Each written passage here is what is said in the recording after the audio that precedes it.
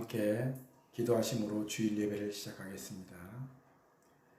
내가 전심으로 여호와께 감사하오니 주의 모든 기이한 일들을 전하리이다. 내가 주를 기뻐하고 즐거워하며 지존하신 주의 이름을 찬송하리니 너희는 시온에 계신 여호와를 찬송하며 그의 행사를 백성 중에 선포할지어다. 사랑과 은혜가 많으신 하나님, 이 시간도 하나님 앞에 나와 예배드리게 하심을 진심으로 감사드립니다. 많은 어려움 가운데 있지만 주님을 상하는 마음이 더욱 크기에 이 시간 하나님 앞에 나와 예배를 드립니다. 이 예배를 통해 하나님이 주신 위로의 음성을 듣게 하시고 우리의 믿음이 더욱 강건하게 하여 주시옵소서. 온전히 하나님께만 영광이 되는 시간이 되게 하여 주시옵소서. 이제 하나님의 말씀을 듣습니다. 말씀을 전하는 자나 듣는 자가 성령의 역사를 체험하며 들을 수 있는 말씀 되게 하여 주시옵소서. 또한 이 말씀이 모든 어려움을 이겨내는 능력의 말씀 되게 하여 주시옵소서. 예수님의 이름으로 기도드리옵나이다. 아멘. 아멘.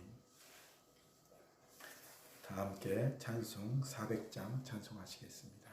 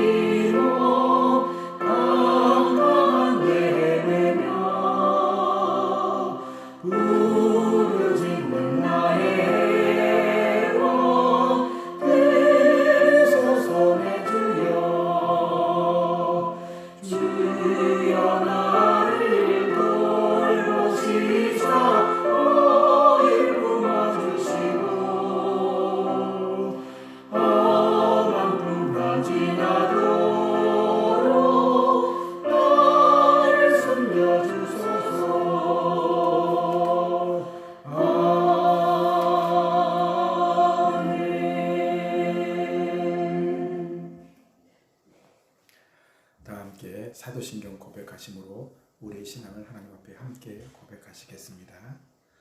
나는 전능하신 아버지 하나님 전지의 창조주를 믿습니다. 나는 그의 유일하신 아들 우리 주 예수 그리스도를 믿습니다. 그는 성령으로 잉태되어 동정녀 마리에게 나시고 본디오 빌라도에게 고난을 받아 십자가에 못 박혀 죽으시고 장사된 지 사흘 만에 죽은 자 가운데서 다시 살아나셨으며 하늘에 오르시어 전능하신 아버지 하나님 우편에 앉아 계시다.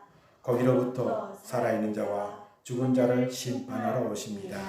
나는 성령을 믿으며 거룩한 공교회와 성도의 교제와 죄를 용서받는 것과 몸의 부활과 영생을 믿습니다.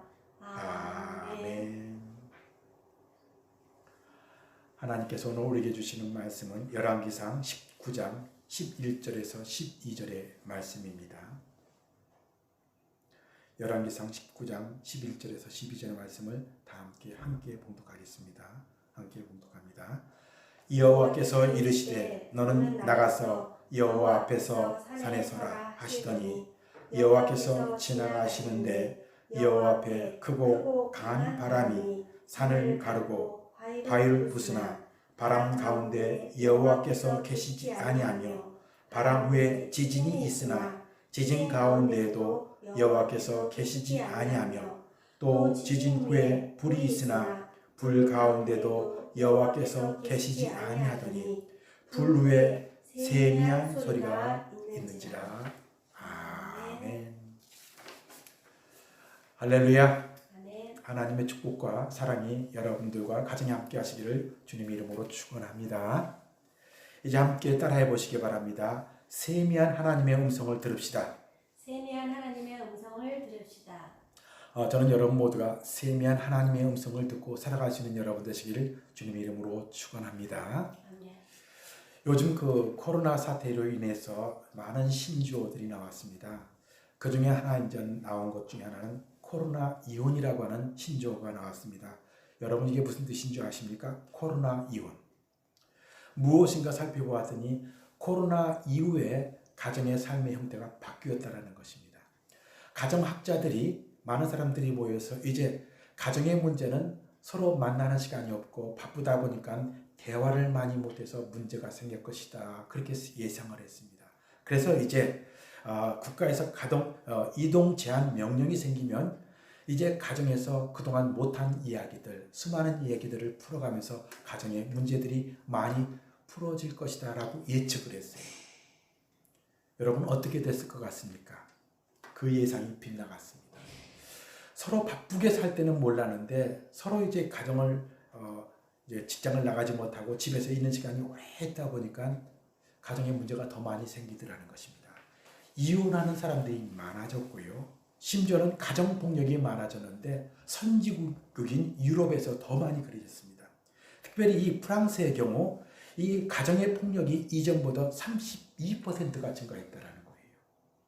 심지어는 프랑스 같은 데는 이 도시니까 더 덜하지 않겠냐 그랬더니 프랑스에는 36%가 더해졌다는 거예요.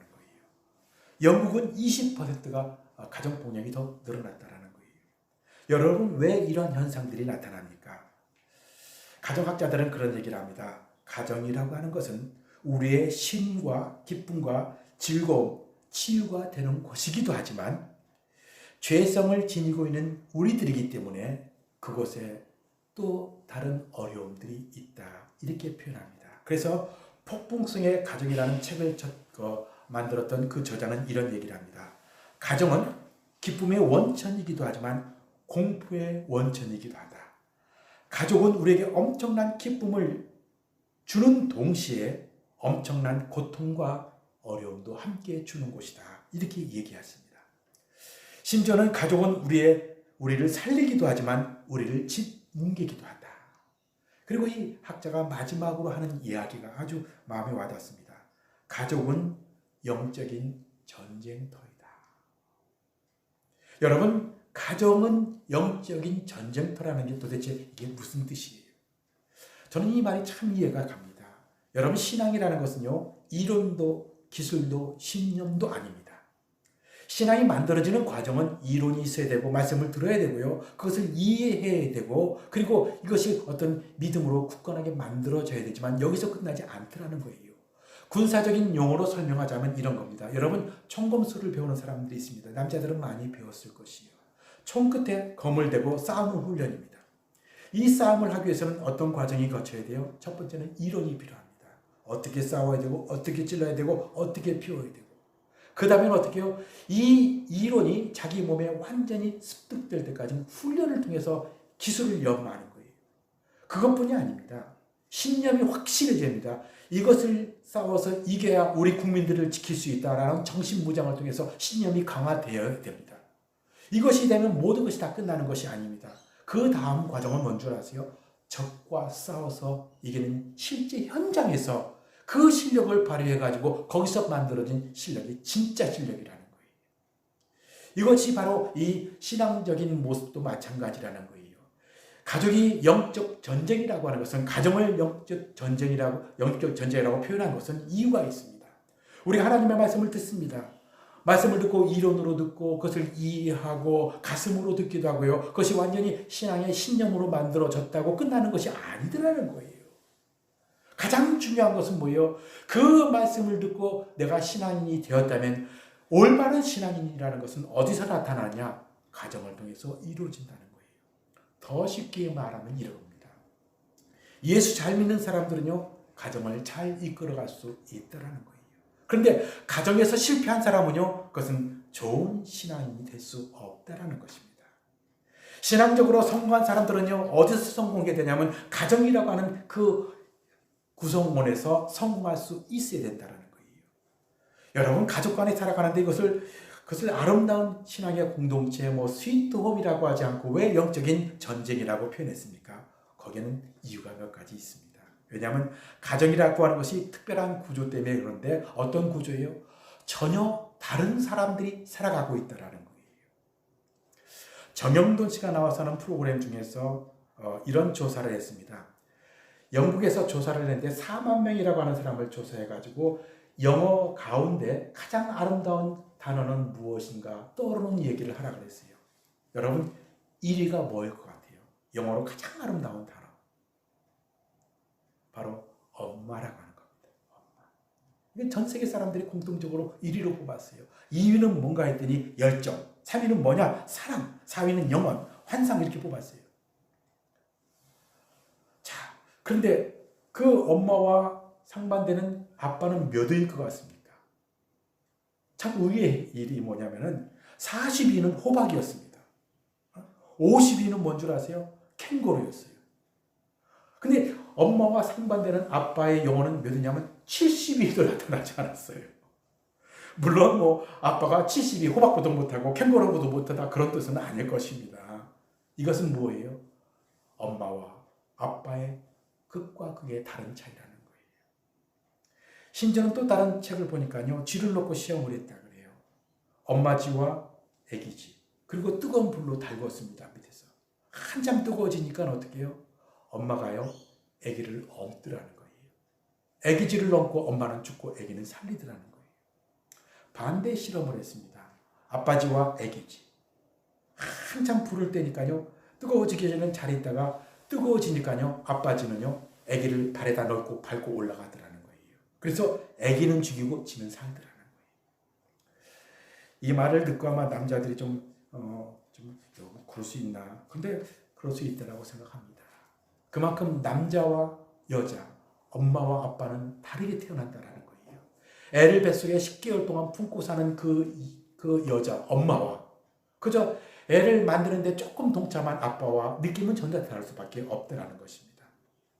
여러분, 엄마와 아빠의 느낌이 다르고요. 생각이 다르고 타고난 그 사고방식이 다 다르다는 거예요.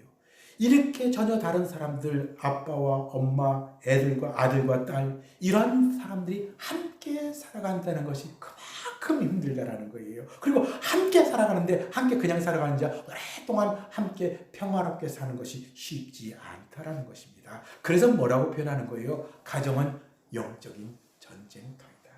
그래서 가정에서 성공한 사람은요, 믿음에 성공한 사람이라고 볼 수 있습니다. 가정에 성공하지 못한 사람들은요, 믿음에 성공하지 못한 사람이라고 볼 수 있는 거예요.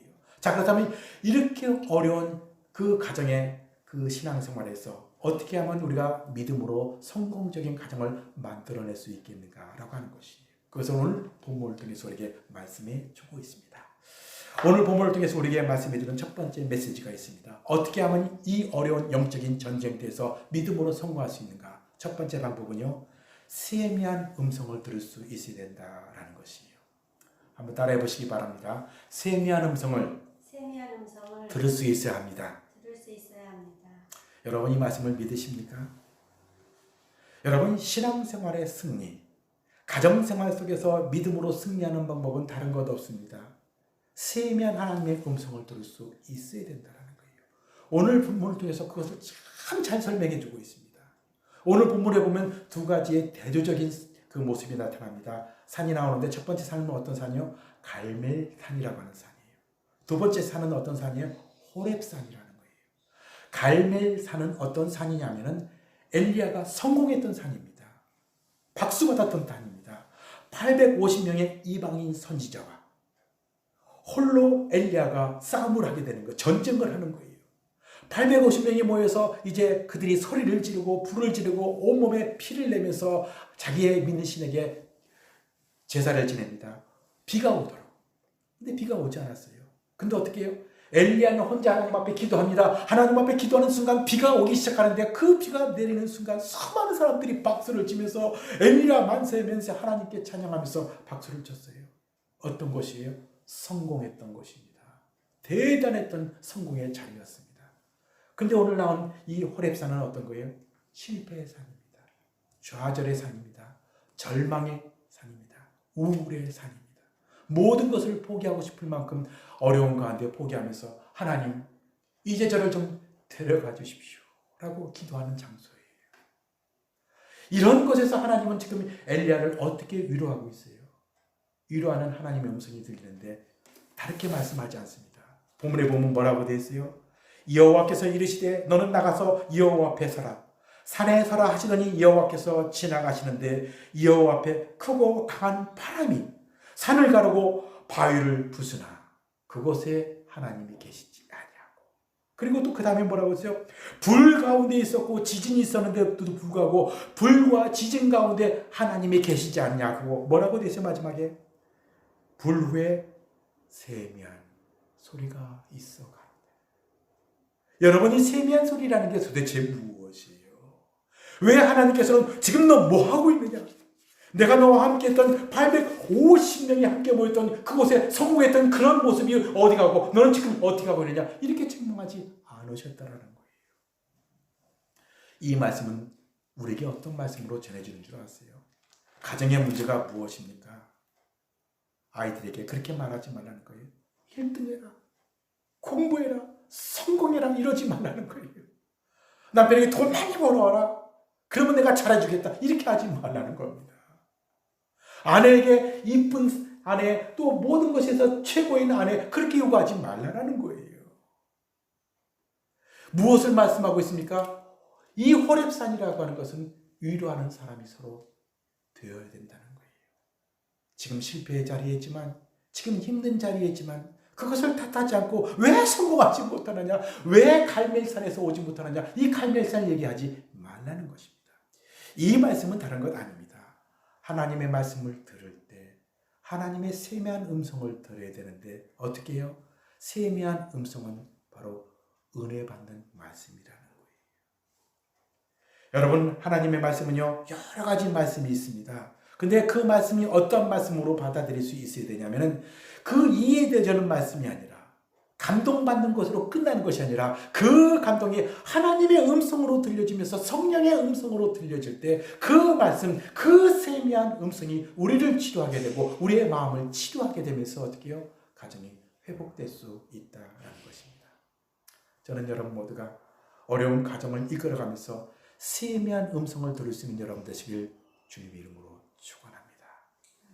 자, 그렇다면 두 번째, 이 세미한 음성은 우리에게 어떤 역할을 합니까? 이 세미한 음성은요, 우리로 하여금 위로받는 말씀이 된다라는 것이에요. 한번 따라해 보시기 바랍니다. 위로받는 말씀이 되어야 됩니다. 말씀이 되어야 합니다. 세미한 음성은 어떤 말씀이라고요? 위로받을 수 있는 말씀이라는 거예요. 그래서 예배가 회복되고 예배를 통해서 성령의 음성을 듣는 사람들은 어떤 역사가 일어나냐면 그 말씀을 통해서 위로의 역사가 나타납니다. 이 위로의 역사를 보통 신학적인 과정으로 상담학에서는 카타르시스라고 말합니다. 여러분, 카타르시스라는 게 뭐예요? 이것은 상담학 용어이기도 하고요, 심리학 용어이기도 합니다. 이 카타르시스라고 하는 것은 뭐냐면 속에서 깊은 곳에서 잠재되었던 것이 뚫린다라는 그런 의미를 갖고 있어요. 여러분 하수도 고장난 거 보셨는지 모르겠어요. 하수도가 고장이 나면 단순하게 고장나지 않고 아주 완전히 고장날 때가 있습니다. 그때는 물을 아무리 내보내도 되지 않습니다. 그때는 누굴 불러요? 플라마를 불러요. 플라마를 부르면요, 그 사람들이 호스를 갖고 가서 어떤 걸 하면 그 강한 호스에다가 강한 압력으로 물을 확 집어넣습니다. 그러면 그 강한 압력에 물이 확 들어가면서 그 하수구가 뚫리는데요, 오랫동안 쌓였던 그 오물이 한꺼번에 팍 뚫리면서요, 하수구에 물이 좔좔좔 흐르는 거예요. 여러분, 이 과정의 것이 바로 상담학에서는 카타르시스라는 거예요. 사람들이 왜 힘들어하는가? 왜 지체하는가? 가정에서 왜 서로 힘들어하고 서로에게 상처를 주고 서로에게 힘들어하는가? 왜 그런 줄 아세요? 보이지 않는 것들이 꽉 쌓여있는데 그것을 스스로 해결하지 못했기 때문이라는 거예요. 여러분, 부부들이 살다 보면요, 별거 아닌 문제로 많이 싸울 때가 많이 있습니다.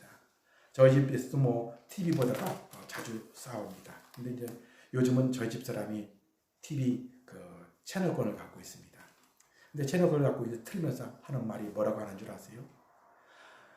자기가 30년 동안 참고 살았으니까 이제부터는 자기가 주도권을 갖겠다는 거예요. 여러분, TV 하나 들었는데 30년 얘기가 왜 나와요? 근데 저는 이해할 수 있습니다. 사실은 우리가 살다 보면요, 오랫동안 참고 사는 게 있어요. 왜 살았어요? 사랑하니까 참았고요. 애 때문에 살았고요. 이러다 저러다 꾹꾹 참고 사는 거예요. 꾹꾹 살다 보니까 별거 아닌데 이 채널 문제 하나가요, 그것이 다 연결이 돼서 연관이 되는 거예요. 그럼 화가 나고 속에 응어리가 있는 거예요. 그래서 조그만 문제로 폭발하고 터지는 겁니다. 그래서 보여지는 이 문제만 갖고 모든 것이 해결되지 않습니다. 어떻게 해야 돼요? 내 속에 나도 모르는 응어리, 이것이 무엇인가를 치료해야 된다는 거예요. 하나님의 말씀은요, 때로는 그것이 우리에게 그런 치유의 역사가 납니다. 그래서 어떻게 해요? 카타르시스가 되면서요, 속에 있는 것들이 있는 것들이 다 풀어지는데, 이것은 어떤 체험이 있어야 되냐면 바로 성령의 체험이 있어야 된다는 거예요. 성령의 체험이라는 게 도대체 무엇이에요? 어떤 분들은 이 문제를 가지고 기도하면서 금식하면서 하나님 앞에 막 통성 기도하다가 방언이 터지기도 하고 그 속에 있는 것들이 확 터지는, 자기도 모르는 사이 속에 있는 것이 응어리가 나가는 그런 느낌을 가지고 은혜 받았다라고 하는 경우도 있습니다.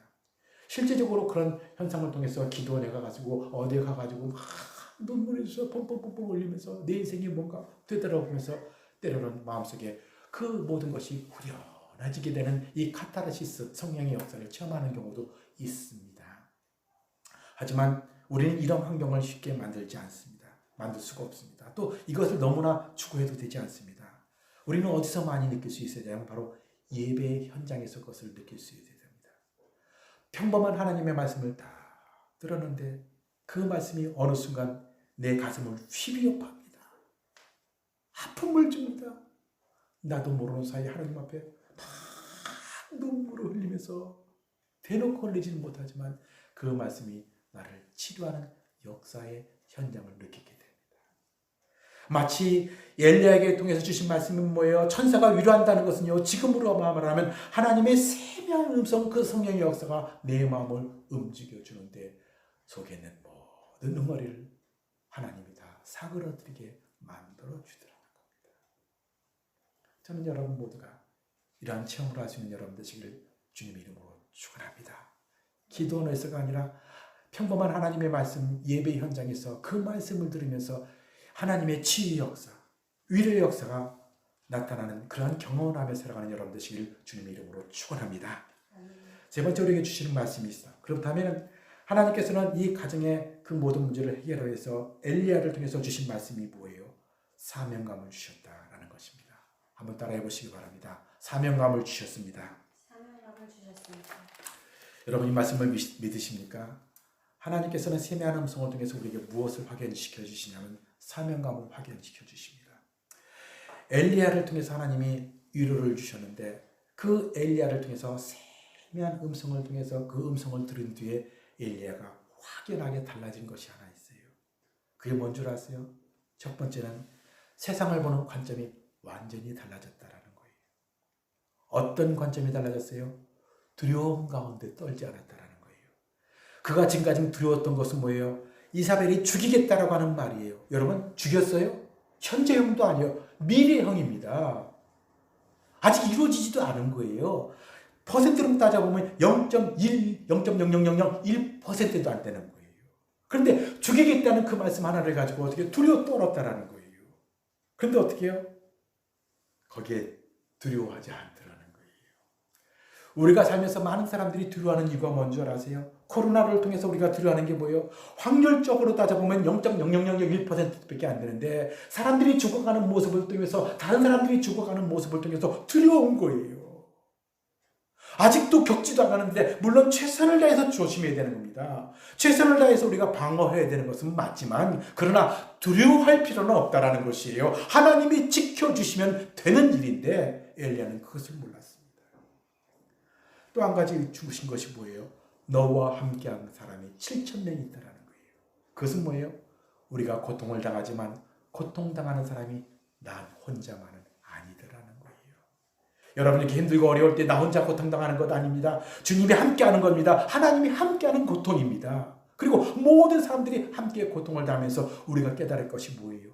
하나님이 함께 하시면 그 모든 문제를 해결해 주시는데 어떻게 해요? 그렇다면 이 어려움을 주신 이유가 뭐예요? 이 어려움을 통해서 나에게 맡긴 사명이 무엇인가를 깨달으며 살아가는 겁니다. 어떤 한 분이 이 말씀을 통해서 은혜 받으면서 자기의 삶에 간증을 한 사람이 있습니다. 이분은 코로나를 통해서 어려운 가운데 살아가는 사람입니다. 이분은 어떤 분이냐면 한국에서 은퇴를 하고 어렵게 대리운전을 하는 사람이에요. 대리운전하는 분들의 얘기를 들어보니까 정말 삶이 힘들더라고요.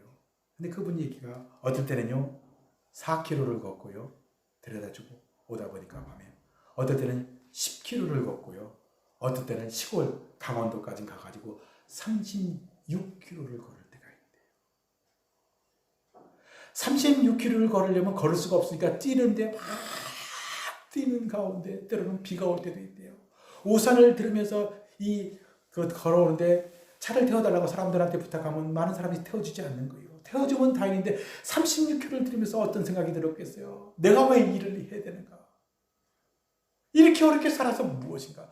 꼭 엘리야처럼 정말 죽고 싶은 심정으로 하나님 앞에 막 따지는데 교회를 갈 수가 없으니까 가족끼리 모여서 열린 예배를 드리게 되었습니다. 근데 열린 예배가 뭐예요? 지금으로 말하면 온라인 예배죠.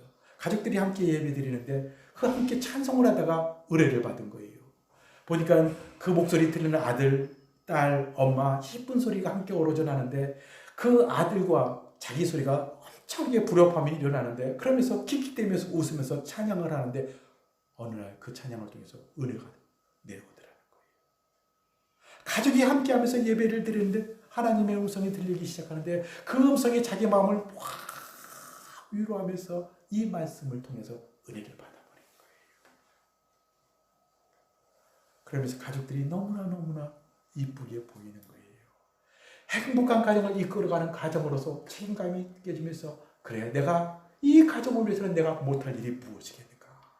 그런 마음으로 이제 새롭게 하나님께서 위로를 주시는데 그때부터 마음의 태도가 완전히 달라졌어요. 운전을 하는데 보니까 술에 골아떨어져서 막 하는데 말은 듣는 거예요. 그러면서 술 먹은 사람이 얘기합니다. 이런 세상 못 살겠다고. 정말 너무 힘들어서 못 살겠다고. 그때 이 사람이 자기 얘기를 했습니다. 자기도 이렇게 36km를 걸으면서 12km를 걸으면서 왜 살아야 되는가라고 하지만 하나님만 만나서 정말 그래도 이 위로를 받았습니다. 그런데 술 먹었던 사람이 그 얘기를 들으면서 눈물을 뚝뚝 흘리는 거예요. 얼마나 당황했겠어요. 그러면서 내릴 때는 그러더래요. 오히려 자기 손을 잡으면서 힘내시라고. 나는 나만 힘든 줄 알았더니 당신이 나보다 더 힘드네요. 그러면서 위로하고 가더라는 거예요.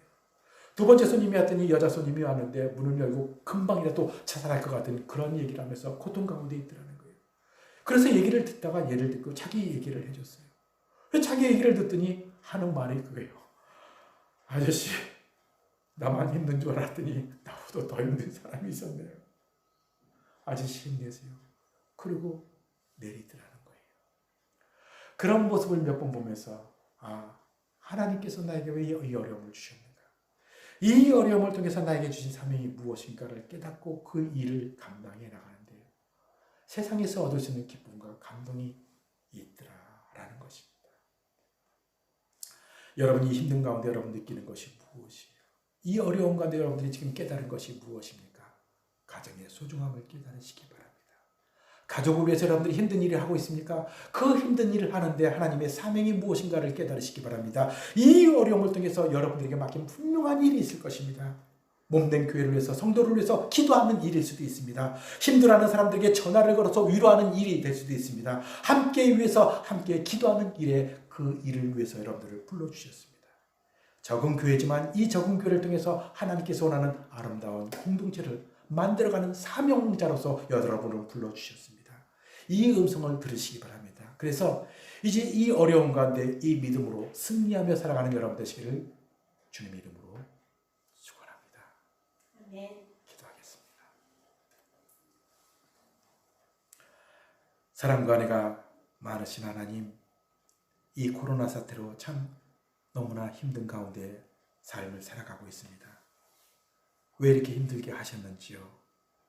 그러나 이 힘든 가운데 하나님의 깊은 뜻을 깨닫게 도와주셨고 세미한 하나님의 음성을 듣게 도와주시옵소서. 우리에게 맡긴 사명이 무엇인가? 우리의 가정이 얼마나 소중한 가정인가를 깨닫게 도와주시옵소서. 감사드리며 예수님의 이름으로 기도드리옵나이다. 아멘. 말씀을 생각하시면서 559장 찬송하시겠습니다.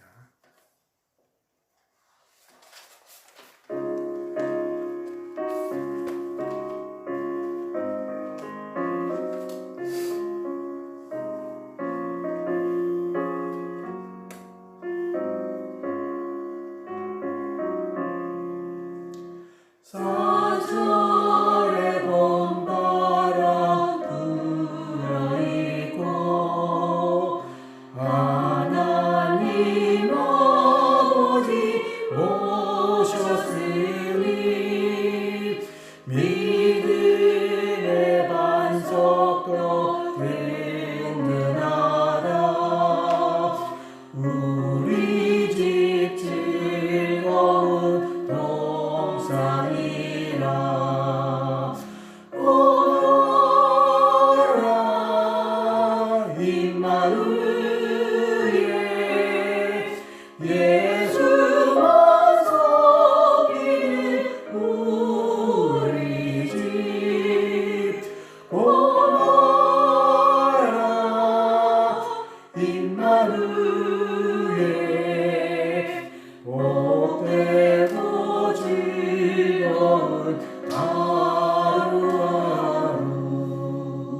너희 우리를 보이시고 동리들 사랑에 뭉쳐있고 기쁨과 소름도 같이 하니 한간의 조가도 젊으리라.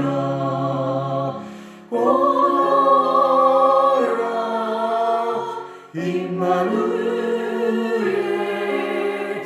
예수만 섬기는 우리 집. 오라